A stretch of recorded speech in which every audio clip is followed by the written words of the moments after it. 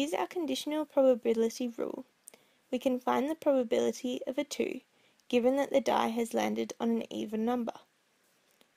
Probability of B given A equals the probability of A and B divided by the probability of A. So the probability of A and B is equal to 1 over 6. Divide that by the probability of A, which is 1 over 2, and you get the probability of B given A, which is 1 over 3.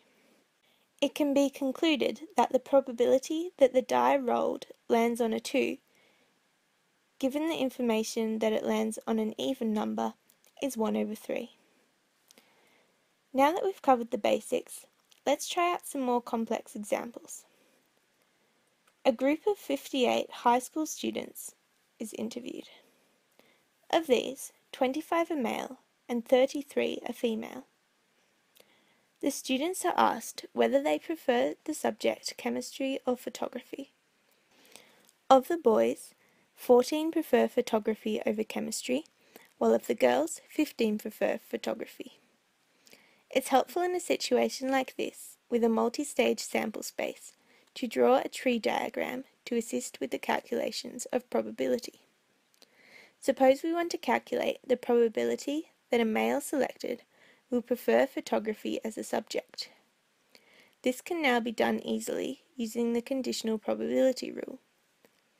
To find the probability of a male and photography, simply multiply along the branches of the tree diagram for the selected outcome. Then, divide by the probability of a male being selected. There, the probability of a male selected having a preference for photography is 11 over 25. Now say we want to find out the overall preference of students towards photography. We need to consider both the male and female students in order to calculate this. Let's label the preference for photography as P, male students as M, and female students as F. To make our calculation, we need to use a new formula, the law of total probability.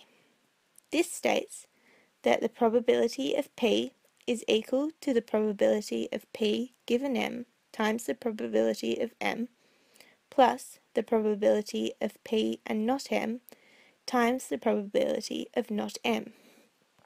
In this case, not M means F. Let's input these values. 14 over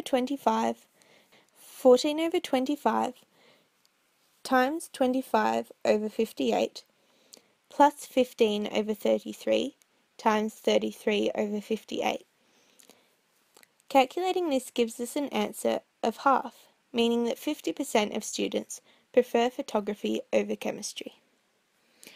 In conclusion, if you want to be all over the subject of conditional probability, you need to created using Powtoon.